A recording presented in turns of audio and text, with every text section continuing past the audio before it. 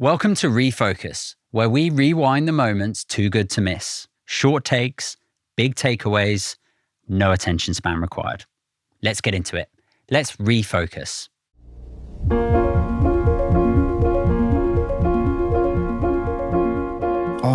I'm very British in my approach to acting, which is that I have a very clear line between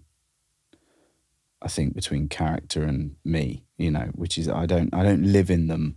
I kind of approach like that side of things, of the actual practicality of getting down to my work. I'm at the moment finding quite tricky. I think because I've got multiple things going on and I'm terrible. So I've got kids at home and I can't separate seemingly at the moment my work and my home life. I find it very difficult to do that. So I'll go into a room and I'll start prepping the movie that I'm about to do and trying to learn the lines, and I'll hear something from the other room, and before I know it, I'm caught up in the family stuff. And then before I know it, the whole day's gone. I haven't learned a single line or haven't done any preparatory work. So I at the moment I'm trying to juggle this new life of being a dad of two alongside what has to be, as an actor, quite intensive work on your own to get ready for a job. And I won't lie, it's not going very well. I don't multitask well. I have to be on one thing. And more than that, if there's more than one thing going on in my head, I get overwhelmed. I get incredibly fretty, anxious, and then I have to go take a shower. I literally have to go up. A shower's a reset for you. Yeah, I go up, I take a shower, I get in a different set of clothes, and I go and try again. Rose will say, "Just go take a shower," because I'm all over the shop in my head. At whatever point in the day. Yeah. At any point in the day. Yeah. Okay. Yeah. And how have you discovered that works? It's something about starting the day again. Okay. It's like, okay, at any point I can start the day again. This has all got on top of me. My head's all over the shop. I'm in 3 different places at once. I can't deal with it. I go into a sort of freeze mode. I go like that, at which point Rose says to go and take a shower. And I go, okay. Because it's sort of like my brain short circuits. Yep. Because it's sort of, I don't know how to explain it, sort of get overwhelmed by it all. Is that overwhelming feeling because there's too much going on, or it's the pressure of one of those things that is happening, or what is that? I'm not good at delineating. Wow, you're getting some good words in here, mate. Preparatory. Saying all the great words wrong. Delineate it. I'm not very good at separating off things. But you're great at separating your character from yourself. Yeah, because that's one job. Okay. That's in that box. It's a brave thing to confront yourself, right? Mm. And I guess do the work to understand yourself. Yeah. What did you learn coming out of that? Do you know what I learned, which is the most positive thing I kind of have learned, is that I'm much better at being me than I thought I was. And maybe that goes back to the start of our conversation about actually maybe there is more in me that wanted to be an actor because I didn't want to be myself. Mm-hmm. I was very socially anxious. Are you still socially anxious? I am, but I know how to deal with it now. Okay. And I think I project some confidence, but I'm walking into a room, a party or whatever, when I was younger.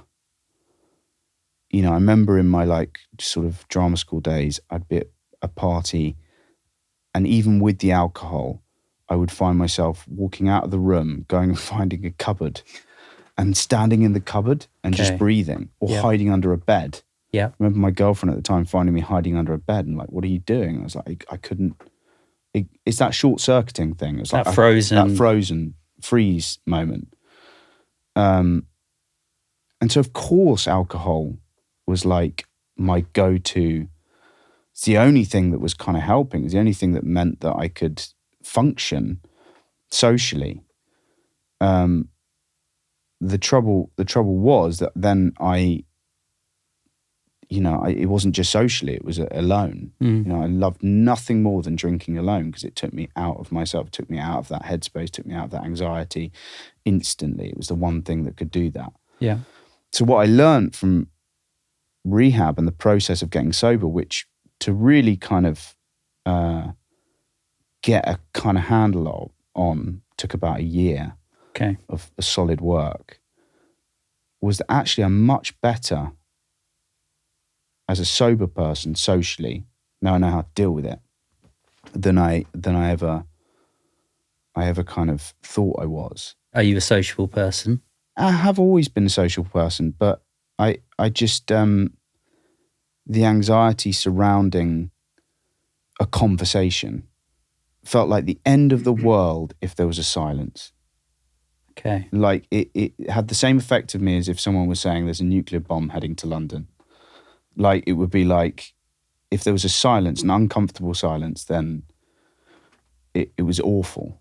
So you felt you needed to fill it. Yeah, so I had to fill it. And to fill it, to fill any of those little silences, I had to drink. The similar thing.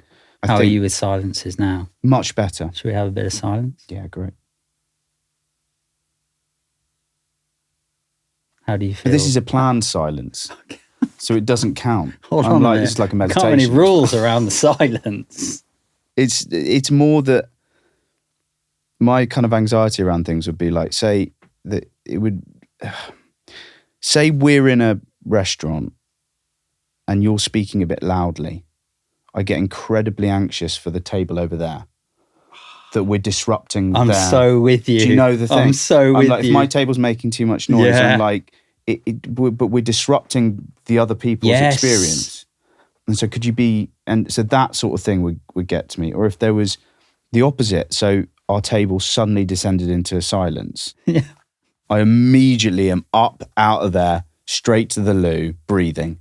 Or when I used to smoke outside, fag. And that's why I got so hooked on cigarettes as well. They were the perfect escape to leave a room, totally agree. Have a cigarette, then I can reset, come back in. It's the same as the shower. Reset, come back into the room.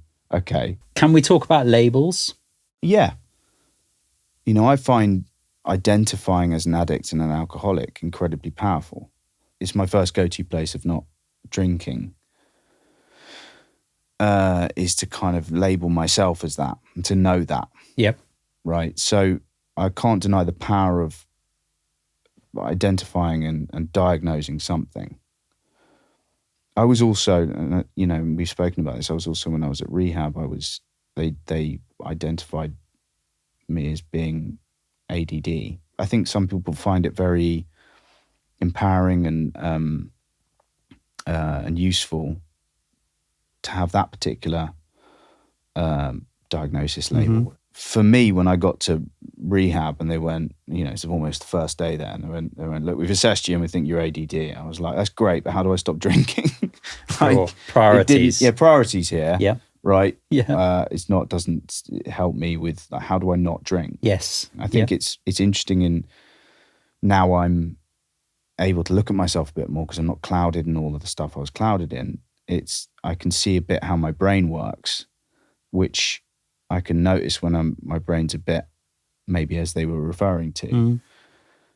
But that particular, whatever it was, diagnosis, for me, it's not nowhere near as important as being an alcoholic.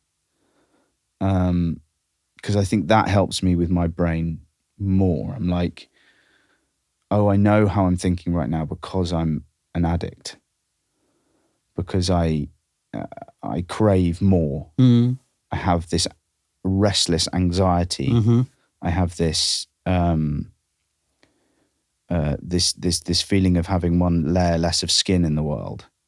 This oversensitivity towards things. That label of being an alcoholic is incredibly important to me because it's changed everything.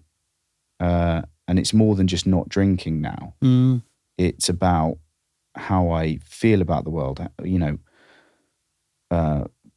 why I feel the way I feel, why I go into that that kind of Prince of Darkness kind of depression I talked about. So if you're talking about how we perceive people in as far as like labels, yeah, it's really important for me.